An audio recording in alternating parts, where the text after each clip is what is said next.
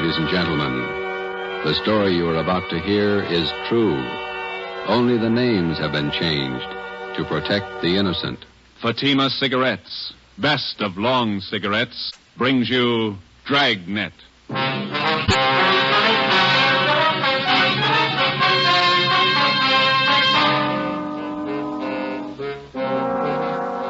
You're a detective sergeant. You're assigned to robbery detail. $8,000 worth of Chinese jade has been stolen. The criminal is vicious. His weapon, a handful of buckshot in a handkerchief. Your job, get him. If you want a long cigarette, smoke the best of long cigarettes. Smoke Fatima. Fatima is the long cigarette which contains the finest Turkish and domestic tobaccos superbly blended to make Fatima extra mild. And that's why Fatima has a much different, much better flavor and aroma than any other long cigarette. That's why Fatima is doubling and redoubling its smokers. So, if you want a long cigarette, smoke the best of all long cigarettes. Smoke Fatima. Dragnet, the documented drama of an actual crime. For the next 30 minutes, in cooperation with the Los Angeles Police Department, you will travel step by step on the side of the law through an actual case from official police files. From beginning to end, from crime to punishment, Dragnet is the story of your police force in action. It was Monday, December 1st. It was foggy in Los Angeles. We were working the day watch out of robbery detail. My partner's Ben Romero. The boss is Ed Backstrand, chief of detectives. My name's Friday. It was 7:15 p.m. when we got to the police academy, the banquet room. Where do we sit, Joe? Well, Lee Jones is holding a couple seats for us someplace. You see him? Oh, yeah. There he is up there. Well, look at him. But he's here. Yeah, ought to be. Hi, fellas. A couple of ringside seats. Thanks, Lee. Did you get it? Yeah, right here. Mind if I take a look at it? No, go ahead. How come it didn't get wrapped as a gift? No time. A gift box would have been nice. No cotton, even? Beautiful watch. Radium dial? Yeah. Universal Geneva. A fine movement. He'll like it. Look on the back. Let's see. For Chief Ed Backstrand, a good cop, Detective Bureau. Not very good engraving. No time. I didn't think the old man really meant it. 26 years. You get tired after 26 years. You've been at it 25, Lee. Oh, don't look at me like that. I got a book to finish. 23 chapters. How many chapters you got, Fanny? 2. How long you been writing it? 2 years. Well, at that rate, we'll be stuck with you for another 21 years. If you're lucky. Excuse me, fellas. Gotta make a speak. All right, Lee.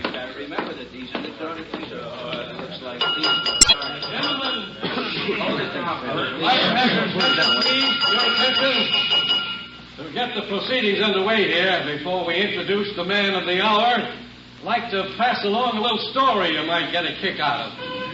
I was driving down from Utah last year, stopped off at a hotel in Elko, Nevada. When I went up to register for my room, there was an Indian ahead of me. The clerk asked this Indian fella to sign his name, and the clerk handed him a pen. The Indian made an X on the book. The clerk looked at him for a minute and said, "Say, aren't you Chief Deerskin? Haven't I seen you in the movies?" The Indian nodded his head and looked a little upset. "Oh," he said. "Oh, we make a lot of movies in Hollywood." The clerk smiled and said, "A lot of people in Elko here like to get your autograph, Chief." Then the Indian grabbed the pen up again and he said, "Me no like a autograph, hunters. Me no want to be bothered." Then he drew a circle around the X he made. The clerk said, "Why you do that, Chief?" The Indian said, "Me no use him right name." Oh, hey, Joe. Yeah, there's Rogers over there. He's motioning to Where? Oh, yeah, excuse me a minute, Ben. The chief who's retiring tonight. He's been using his right name for 26 years, and he's proud of it. And we're proud to have been associated. Do you want me, Rogers? A phone for you, Joe. You can take it on the extension After outside. 26 Thanks, Pete. years of service, he's retiring from the Los Angeles Police Department. We're going to miss him. Gentlemen, a fine officer, Chief Ed Backstrand. Where's the phone? Rub it here. Thanks. Friday, Joe, this is Gonzalez. Yeah, Jeff. Sorry to bother you, but Powers said I should call you. Yeah? I need some lead work. Something big? Pretty big, yeah. Too many loose ends. Pena and I can't pull them all in. When do you want us? As soon as you can get down here. That important, huh? A man may die, Joe.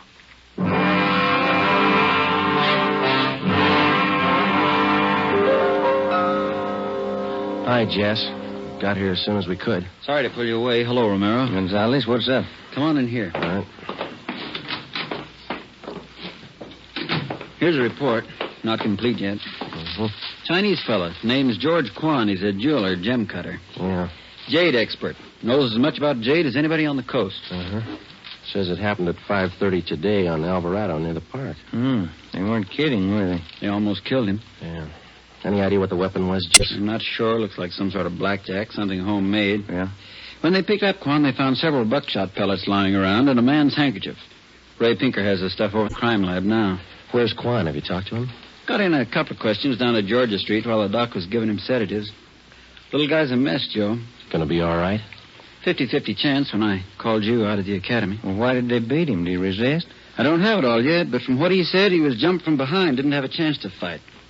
Whoever it was kept beating him long after he was unconscious. Well, what'd they take him for? A couple of pieces of jade, large ones, very rare. Mm-hmm. You got anything else?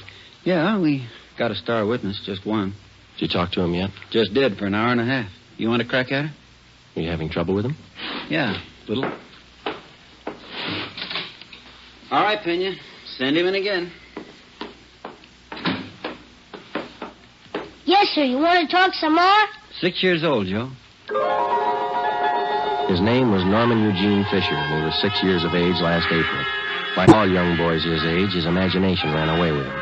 What would be only a minor detail to an adult witness assumed tremendous proportion to Norman's young mind. He told us his story 3 times. Each time he elaborated a little more until what he claimed was the truth could only have been figments of a small child's imagination. Ben and I, together with Gonzalez and Pena, talked with the boy for another hour. We were getting tired, but Norman enjoyed his position as star witness. Once more, Norman, please, try to remember it as it really happened. It was just like I said. Let me try, Jess. Go ahead, Romero. You did see it happen this afternoon, didn't you, Norman? Yes, sir, I did. Good. Now, you were on your way home from the store. Oh, no, sir. I was running away from a man. He was chasing me. But you just told us, Norman, that you were on your way home from the store. Oh, no, sir. That was yesterday. But you told us. Just a minute, Ben. Norman, how old are you? Next year, I'm going to be 21. No, that's not right. 21, that's older than I am. Well, when I am 21, I'm going to get a hot rod. Fastest car in the world. 10,000 miles an hour. Sure you will, but how old are you now? 6, but I'm going to be 21 soon. I remember when I was 6 years old, Norman. A lot of things I wanted. Electric train. I got one. Well, it must be something you'd like to have. One thing that maybe now that you don't have, huh? Will you give it to me? Well, if I can. What do you want? I'd like your gun. Well, what do you want a gun for? I want to put people in jail like you guys do. Sometimes it takes more than a gun, Norman. What do you mean? Just because you've got a gun doesn't mean you're a cop. Well, what does? Just a minute, son.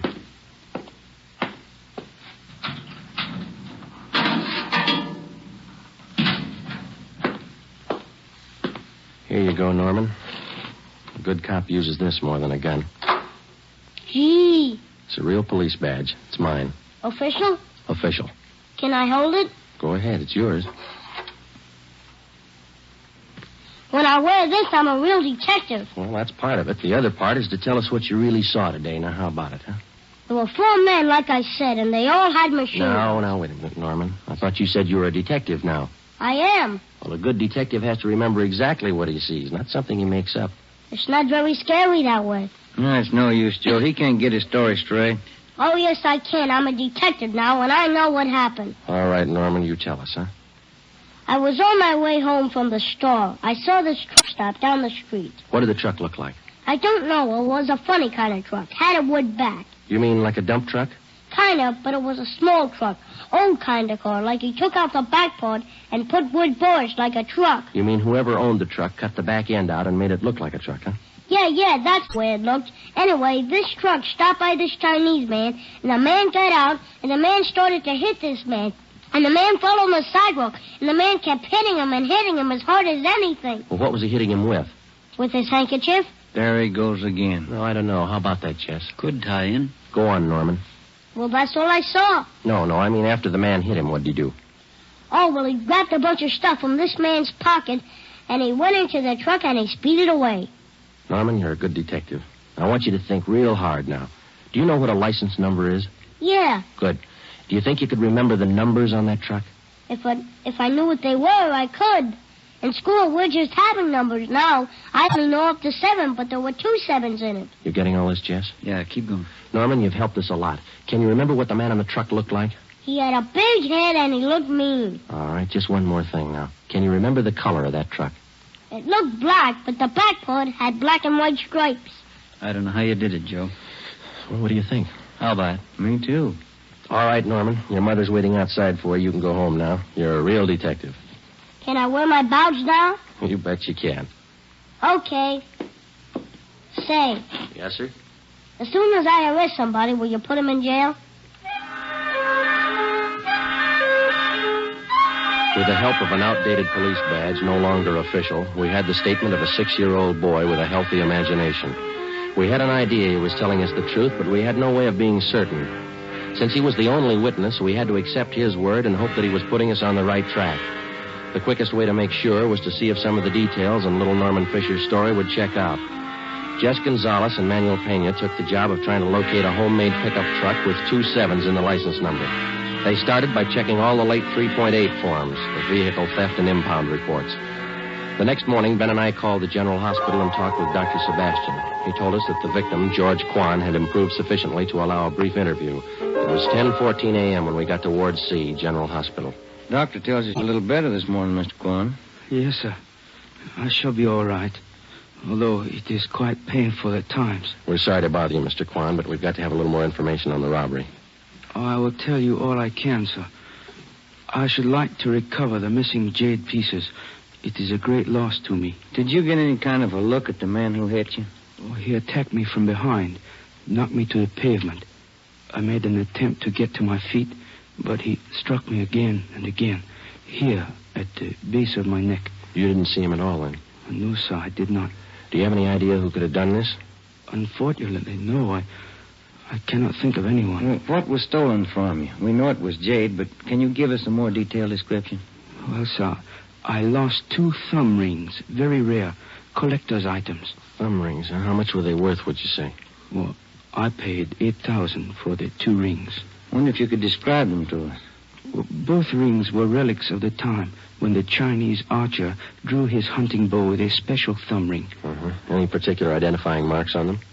Oh, they both have linings of fine gold to fit them to the fingers of the new owners. Who were the new owners? I had just purchased them yesterday, before I was robbed. I was on my way to San Francisco to show them to prospective buyers. Who did you buy the rings from, Mr. Quan? Mrs. Inez Curtis, a very reputable dealer. We have done business for many years. I wonder if we could have her business address, huh? She has her office at her home. It is 1957 Harper Annex off Sunset Boulevard in Beverly Hills. How many people knew that you had the jade on you at that particular time yesterday? Oh, let me see. There were only 2 other buyers present beside Mrs. Curtis. I do not recall their names.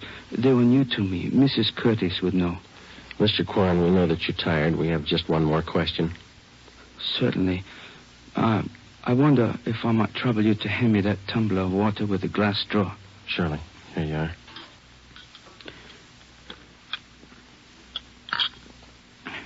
Thank you very much. You're welcome. Now, those thumb rings, Mr. Quan, would there be any practical disposition of them other than selling them as they are? Well, hardly, Sergeant. To anyone who really knows the value of jade, it would be unheard of to change them in any way. I see. Well, thank you, Mr. Quan. We'll do our best. You know, Sergeant, we Chinese place a great sentimental value on our jade. We'll do everything we can to recover it. Thank you. May I tell you my favorite quotation on jade? Yes, sir. It is from the writings of Tang Jung Tso. He wrote, "The magic powers of heaven and earth always combine to form perfect result. So the pure essences of hill and water become solidified in precious jade. Ben and I drove out to 1957 Harper Annex, the residence of Mrs. Inez Curtis. There was no one at home. We left one of our cars. It was 12:22 p.m. when we got back to Central Division. Here's a phone message for you, Joe. What's it say? Call Jess Gonzalez. He's out to Wilshire Division. Okay, thanks, Ben.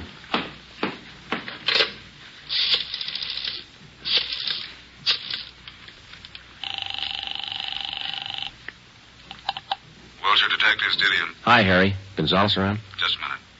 Take it on 3, Jess. Gonzalez, Friday, Jess. we got the truck and we got the driver. We'll be right out. Something else, Joe. Yeah? The kid was right. There were 2 7s in the license number.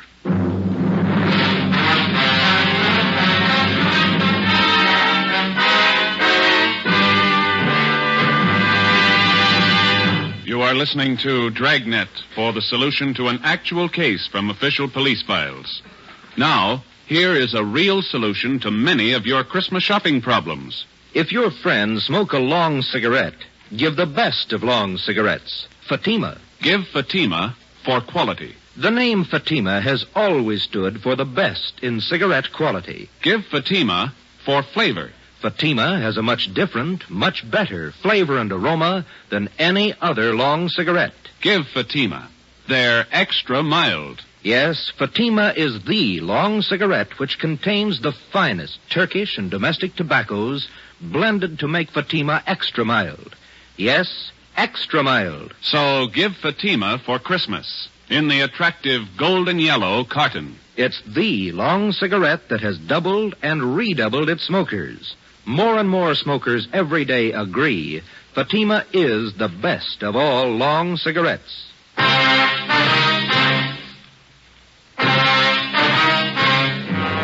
Wilbur Rasmussen, white, male American, age 31, 5 feet 10 inches, 190 pounds, black hair, brown eyes. He was the driver of the truck. Gonzalez and Pena began by checking through all of the reports of trucks impounded during the past 24 hours. There were 23. Out of those 23, they narrowed it down to 4 possibilities. The third vehicle that they checked fitted the young witness's description of the holdup truck. We still could not be absolutely certain that the impounded truck was the one we were looking for. The same could be said of the driver, Wilbur Rasmussen. The net result of checking impound reports doesn't always result in the apprehension of a suspect, but in this case we were lucky. The driver had been picked up for drunk driving. It was 1:30 p.m. when we checked in at the Wilshire Division. Hi, Jess. Where is he? You're a little late. What do you mean? He's gone, released on bail. Who furnished the bail? The woman he works for, Mrs. Inez Curtis. Well, that doesn't figure, Jess, or does it? Why not? How many people knew Quan had the jade? No, it's not my guess. Quan vouches for her. He's been doing business with her for years. What do you think, Joe? It's your show. I'm just tagging along. Well, one thing's sure. Just a minute. Wilshire Detectives, Gonzalez. Oh, yeah, Pena. He did? No, meet me back here. Friday and Romero are here. The Fisher kid just identified Rasmussen's picture.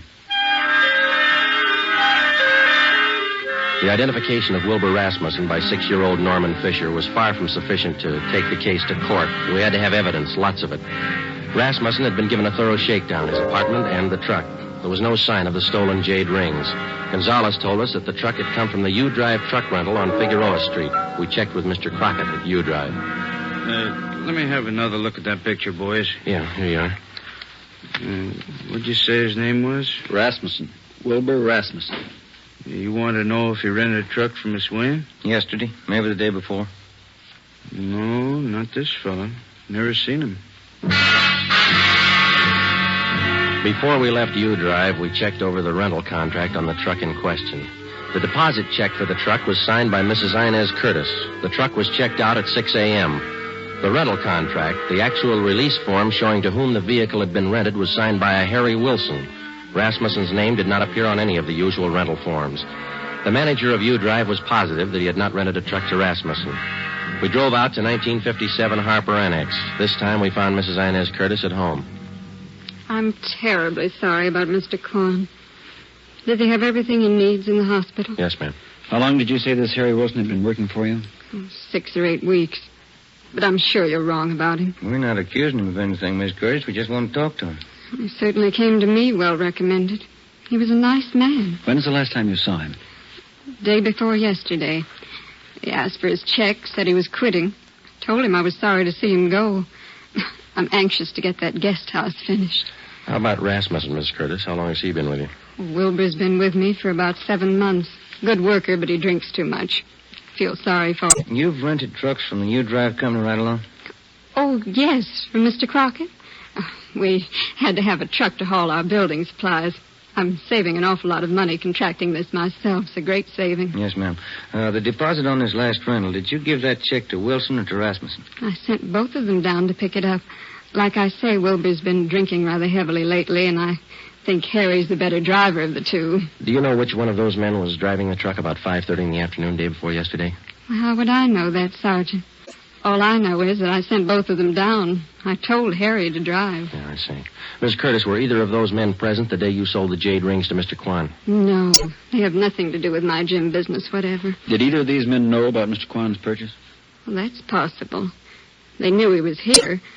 I'm sure they saw him come in.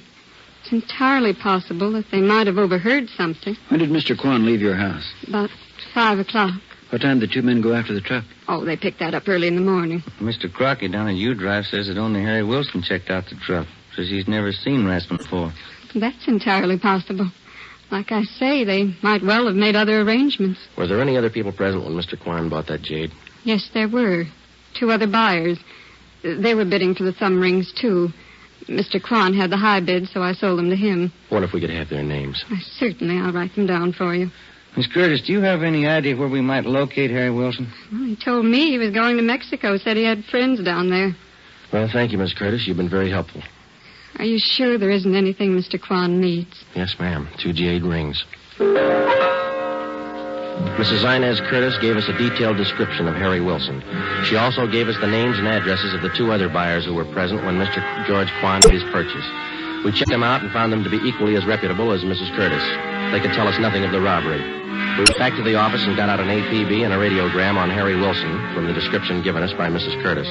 Stakeouts were maintained at Wilbur Rasmussen's apartment and at the home of Mrs. Inez Curtis. It was 4:30 p.m. when we got to the 2nd floor of the old city jail building, the crime lab. Lee Jones had the evidence laid out for us. Funny thing about the handkerchief, boys. What's that, Lee? The bloodstains. Old ones along with the new ones. How does that figure? We know how the new ones were made when the handkerchief was filled with buckshot and used on Quan. The old ones, hard to tell. How old would you say they were? Well, the handkerchief has been through the laundry a few times. Stains didn't come out. Laundry marks right here. I don't see them. Man used peerless laundry. Infrared marking system. Let me show you. Infrared lamp, Lee? Yeah. There's your marking. Pen, you trace it down. Who's it belong to? Man used the name of Harry Wilson. There was nothing to do now but wait for some word on Harry Wilson. The stakeouts continued.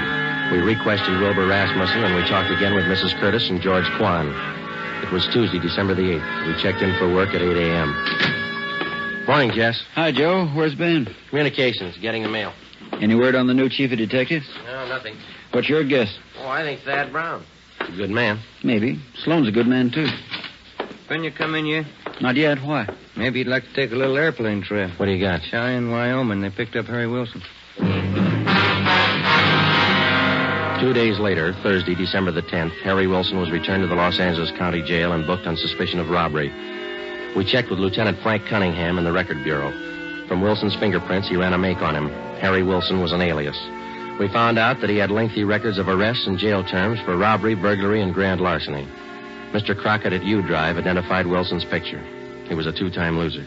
It's up to you, Wilson. It can go hard for you or easy. I'm in a spot, huh? You're in a spot. Lay it out for him, Jess. It's all stacked against you, Wilson. We know you rented the truck. You knew Quan was at Mrs. Curtis' house. Your handkerchief was found at the scene of the crime. You wouldn't believe me if I said I didn't do it? With that kind of evidence, how can we? I didn't. I don't know if I can prove it, but I didn't. If you didn't, we'll help you prove it. First, you gotta believe me. You know why. Yeah? I've had it twice. Once more, and I'm in for life. All right, you got it figured. Now what do you got to say? Rasmussen did it. He knocked Quan over. Where were you? Buying my ticket for Cheyenne. I didn't want any part of it. How do you account for that handkerchief? It was mine, but Rasmussen had it. He cut his finger one day on the job. I loaned it to him. Well, that checks. Old bloodstains, new ones. All right, let's pick up Rasmussen. While you're at it, pick up the Curtis dame. She planned it. Wilbur Rasmussen was picked up and brought in. After intense cross-questioning, we confronted him with Harry Wilson's statement. In the face of this testimony, he broke completely. He gave us a full confession implicating Mrs. Inez Curtis. He admitted beating George Quan and taking the jade thumb rings. He said he received $200 from Mrs. Curtis for the job. He requested that he be allowed to turn state's evidence. Mrs. Inez Curtis was brought to the interrogation room. Of course, you gentlemen have proof to substantiate all these accusations. Yes, ma'am, we have. It better be good. I have a fine lawyer. We've got signed and recorded confessions of Wilson and Rasmussen, the two men who worked for you. Shall we play the recording for you? That won't be necessary. Miss Curtis, you got $8,000 for those rings. Wasn't that enough? Not when I could make 16, no. Where are the rings now? I'm not going to get life for this, you know. No. Jade doesn't spoil. It'll still be good when I get out. Yeah, but you'll be told to appreciate it, Miss Curtis. Okay, Penny. That was a funny one. Sure was. How about it? Did you figure it this way, Joe? You don't expect me to answer that, do you?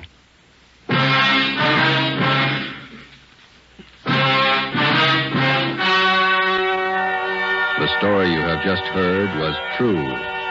Only the names were changed to protect the innocent. On March 2nd, 1949, trial was held in Superior Court, Department 82, City and County of Los Angeles, State of California. In a moment, the results of that trial. Now, here are authentic reports from all over the country that tell the story of Fatima's sensational increase in popularity. New York Division. Fatima sales up 132%. Chicago Division. Fatima sales up 453%. Los Angeles Division. Fatima sales up 545%. Yes, more and more smokers agree Fatima is the best of long cigarettes. So enjoy Fatima yourself and give extra mild Fatimas for Christmas in the attractive golden yellow carton. Everyone who smokes Fatima says that this great new long cigarette is the best of all long cigarettes.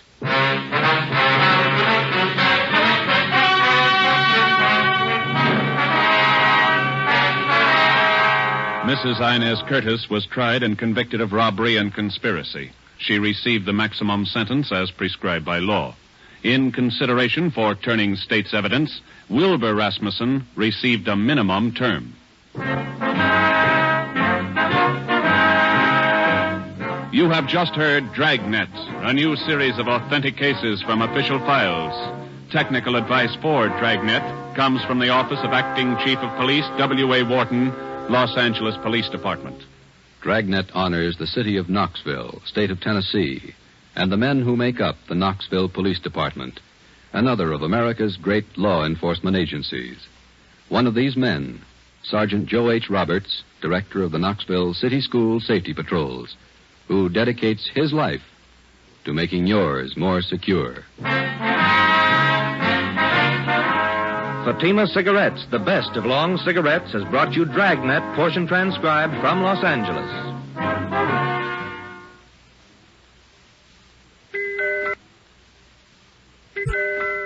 Let that merry tune remind you to get him the big Christmas humidor of smooth, sure fresh velvet pipe and cigarette tobacco. It's a double pleasure to any smoker when you give this generous humidor of velvet.